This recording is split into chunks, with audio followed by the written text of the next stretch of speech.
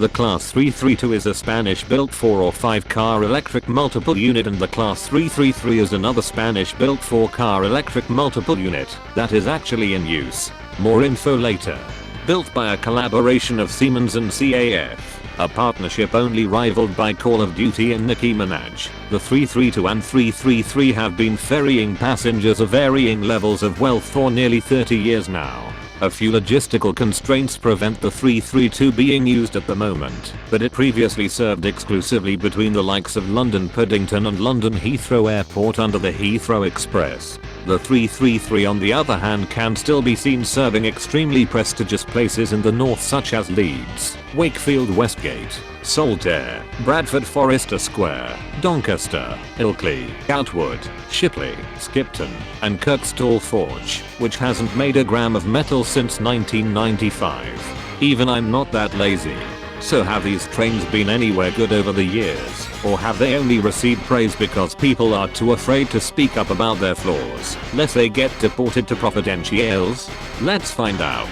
As alluded to earlier, the 332 was specifically designed as an airport express train, linking the busiest airport in the country to the capital. The concept of airport express services can be seen in a large selection of countries, mainly because international airports are typically located outside of a city, to prevent its inhabitants from being deafened by some rogue General Electric CF6s at takeoff. Whilst variations can be expected, many of these airport links incorporate features such as dedicated trains with extra luggage space, high service frequency, and most importantly, actually serving the airport. Because of these, I struggle to count the Luton Airport Express operated by East Midlands Railway as a true airport express service. I'll also say that the Class 360 in its current formation is as much of an airport express vehicle as a 9-meter long Enviro 200 would be.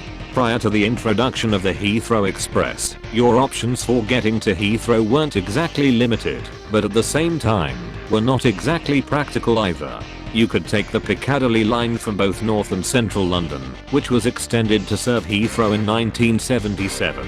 However, lots of stations on the line lack step-free access and the journey times to the airport can be quite long, assuming a train even turns up in the first place, since most trains on the Piccadilly line have their wheels stuffed with leaf mulch for some reason. Taking a taxi would seem to be a logical answer, especially since it can take you right to the departures of your terminal. This is in exchange for a few pounds as well as the following items listed on screen. A point made worse if you're flying at an awkward time of day. Your final viable option in the past was to take the Airbus. Okay, I can't blame you for thinking that, but not the Airbus that flies you to Atlanta. I mean the Airbus. 2 bus routes connected the City of London with Heathrow, using buses that incorporated something called air conditioning inside. Whilst these bus routes were deemed obsolete once the Heathrow Express came along, whispers of their past can still be seen today with some national express coach services that connect other airports from London, such as Luton and Stansted. The history of the 333 on the other hand was a bit more simple.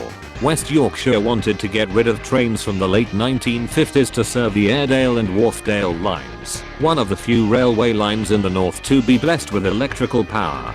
The trains were originally delivered as 3-car units in 2001, but after finding some extra coins in the car park, the West Yorkshire Passenger Transport Executive ordered some extra trailer coaches for the trains, and these were added between 2002 and 2003. There was a brief spell of fear in 2007 as funding ran out for the extra coaches somehow, but this issue was quickly rectified by begging South Yorkshire to pay for them, despite the very few times the 333 even serves Doncaster. The 333s aren't the only trains to serve these routes. They are also accompanied by a handful of 4-car Class 331s that were introduced. Wait, hold on a second, run that by me again. Oh yes, my apologies.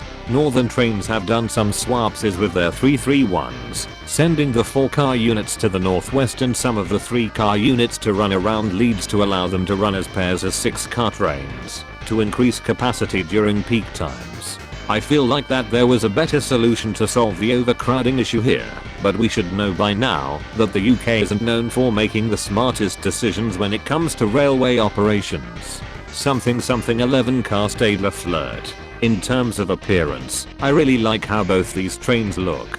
Both the 332 and 333 have been given the nickname of fishbowls due to their smooth curved fronts, a nickname that, unlike Hypernetworker, actually makes sense. The 332 was introduced with a smart and subtle color scheme, focusing on the colors of dark blue and grey. But this gradually changed when they decided to whore out with advertising liveries for companies like Tata and Vodafone, because of course Heathrow really needs to make more money. The 333 meanwhile has not needed to advertise for said companies, due to lack of phone reception and metalworking in the north, so the liveries have been more consistent. I would say the previous Northern Rail livery was my favorite, but I still like how the current livery fits the train today. Motor sounds aren't anything special unfortunately, with the train sounding slightly similar to the Electro Stars. The 332 and 333 are fast. The trains have an excellent maximum acceleration rate of around 0.9 meters per second squared, which at the time of introduction was unrivaled by all mainline trains in the UK that weren't the Class 323. The top speed of the 332 is, actually I don't know. To go on a brief tangent, my research has always led me to learning that the top speed of these trains is 100 miles per hour.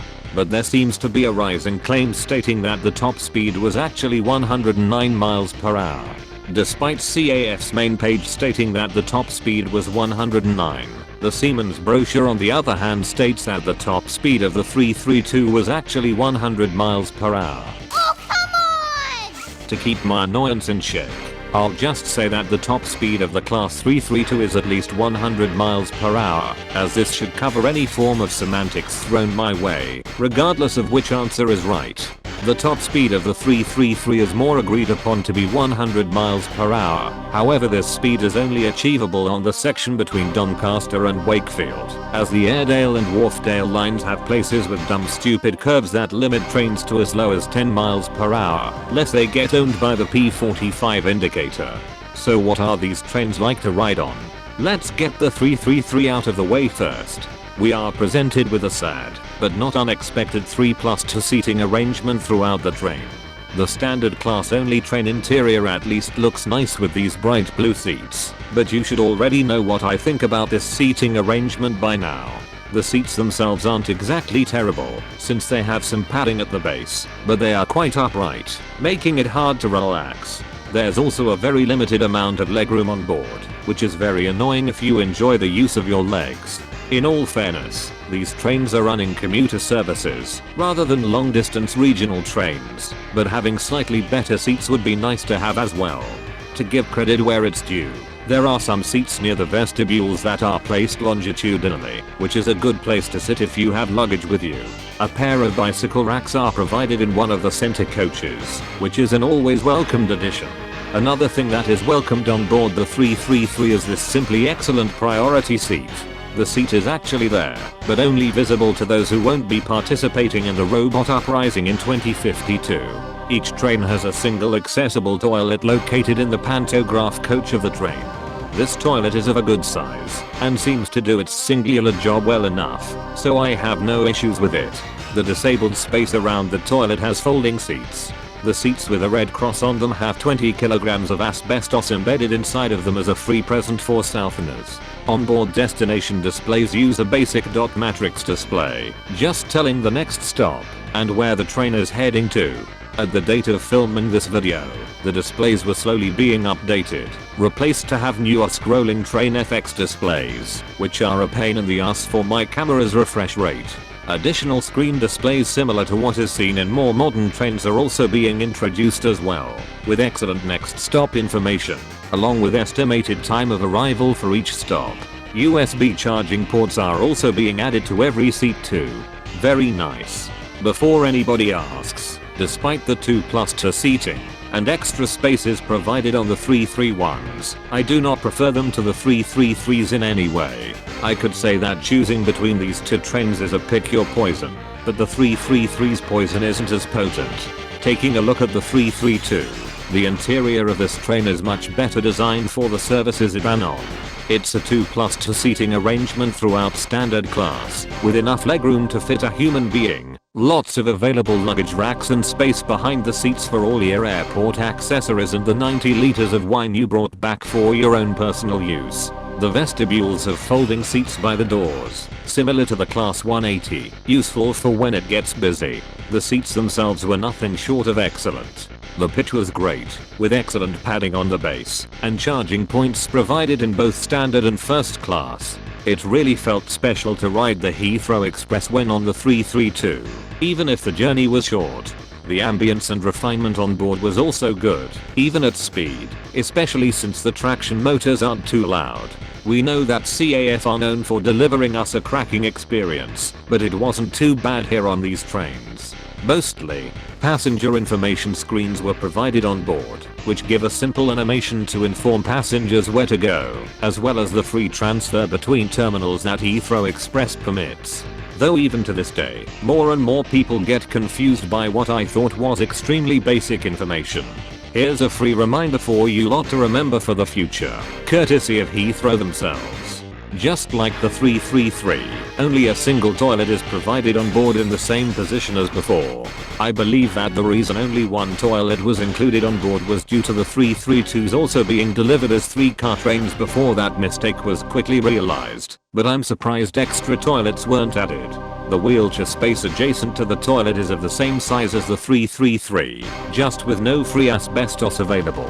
One coach of a unit was dedicated to first class, and had a very spacious 1+1 seating arrangement throughout, a layout not seen on any other UK train to my knowledge. Whilst the overall benefits of first class don't seem to be enough to justify what is a 15-minute journey to and from the airport, there is a cool factor that is constantly omitted from just how this looks. The seats were very comfortable to sit on, and you even got complimentary newspapers and magazines on board. There was also supposedly an extra toilet in first class, but I don't remember ever seeing it myself, or noticing any photos on the internet. Also, I want to quickly apologize for my lack of first class film footage for the 332. I have a lot of things to catch up on once time travel is invented. The future of both of these trains are rather easy to go over. The 332 is no longer in service. All units have been permanently banned from the server due to the lack of safety systems allowing them to run anywhere in the UK that isn't the Heathrow Express service. Only 2 existing coaches were saved, of which one was donated to some firefighters in the north. A tragic end to a train that deserved so much more in life. The Heathrow Express is now served by the awful Class 387 Electrostar, using 12 units that have been hastily modified with slightly more bearable seats, extra luggage space, ETCS cab signaling for the Heathrow tunnels and display screens that haven't updated Chromium yet. Going from a dedicated train to a modified commuter train through an airport express is like British Airways replacing their entire fleet of Boeing 777-300s with some Airbus A321XLRs nicked from JetBlue. Yes, I'm aware that there are plenty of trains in service that are far worse than the 387. Bonjour mon ami. But just because there are better materials to make a fleshlight out of than 60 grits and paper, doesn't mean that you should settle for using that in the first place. I do find it somewhat funny that countries like Belgium are content with putting updated safety systems in trains from the 1970s, but here in the UK, future-proofing or life extension of the railway is seldom done at this level because lol. The 333's future on the other hand is quite stable for the meantime. Northern have recently issued a tender for a fleet of brand new trains that would end up replacing almost their entire fleet, including the Class 333s. As of the date of this video, we only know basic details from the specification, such as the class number and the 5 companies who are currently having a battle royale at the bidding table to take up the offer. So there isn't much to say for now. Conclusion. I still miss the 332 with every passing day. Whilst the fares on Heathrow Express can only be described using 592 expletives in succession, the 332 was an excellent train that at least felt special riding it, even if it was clearly flawed once it outlived its usefulness. With the electrification towards Bristol Parkway and Cardiff, the 332 would have been an excellent train to use on some of these services and take pressure off the IETs which are being spread so thin at the moment.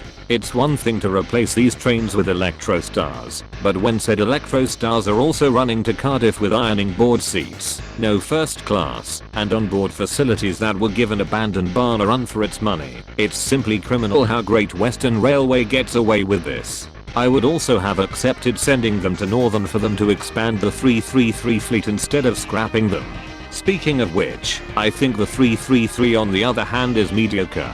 That is to say, it is of only average quality. My main culprit is the 3+2 seating and the miserable legroom provided.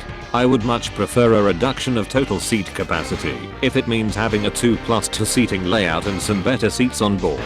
I can at least tolerate these trains though, and it's the only rideable legacy of the 332 existing, which is something in itself.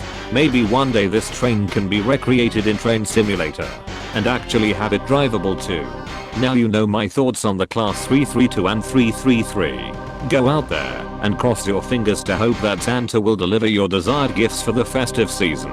Unless you like the 387, which if that's the case, please clear your driveway for the 45 tons of coal to be delivered post haste. Merry Christmas everyone, and here's to more train strikes and nationalization in 2026.